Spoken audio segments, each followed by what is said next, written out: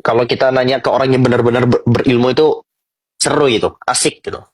Jadi kita nggak cuma ngomongin sisi gosipnya, no itu kadang Sumargo berbeda ya teman-teman. Kita gak bakal ngomongin itu, kita akan ngomongin hal-hal yang lebih penting, hal-hal yang lebih urgent, yaitu apa saja latar belakang kenapa orang itu bisa jadi hebat. Dan hampir saya temukan, oh bisa kami katakan seluruh orang-orang hebat yang saya temukan itu selalu punya satu karakteristik.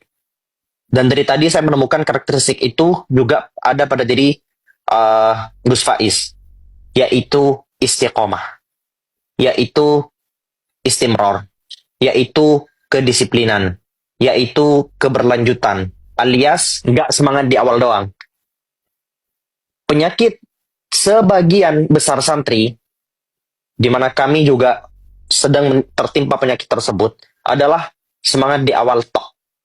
Semangat di awal saja. Di awal itu kelihatan kayak orang yang betul-betul, saya pasti bisa semangat mengaji. Apalagi kebangun jam 3. Wah, kebangun jam 3 ngeliat ada orang ngaji, semangat mengaji. Tetapi apakah semangat itu antara yang awal sampai akhir itu akan selalu sama? Nah, disitulah manusia itu akan diuji. Keterburu-buruan, terburu-buru pengen jadi alim, terburu-buru pengen mengajar, terburu-buru pengen tampil, terburu-buru pengen ini, terburu-buru pengen itu merupakan salah satu penyakit dari banyak orang-orang yang sedang dalam tahap pembelajaran. Jadi, coba tadi cerita dari beliau, ya. Awalnya beliau itu uh, mengorbankan waktu tidurnya gara-gara selalu dibangunin disuruh ngaji. Dan itu katanya dilakukan secara terus-menerus sampai-sampai santri-santri di pelosok waktu itu sudah hafal banget sama keadaan Gus Faiz yang nggak mungkin tidur karena dibangunin. Lalu bagaimana beliau kemudian diberikan beban tanggung jawab yang luar biasa dan bertahan atas beban tersebut, beban untuk jadi ketua, megang beberapa santri yang lain. Apa tadi itu namanya ketua syawir dan sebagainya. Itu juga merupakan sebuah salah satu sarana agar seseorang itu jadi istiqamah.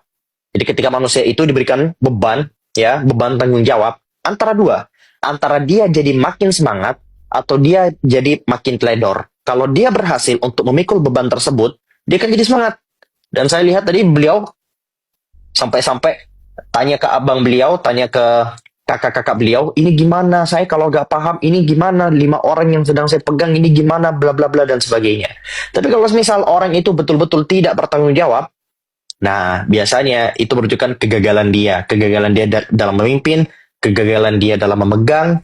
Nah itu penting sekali teman-teman.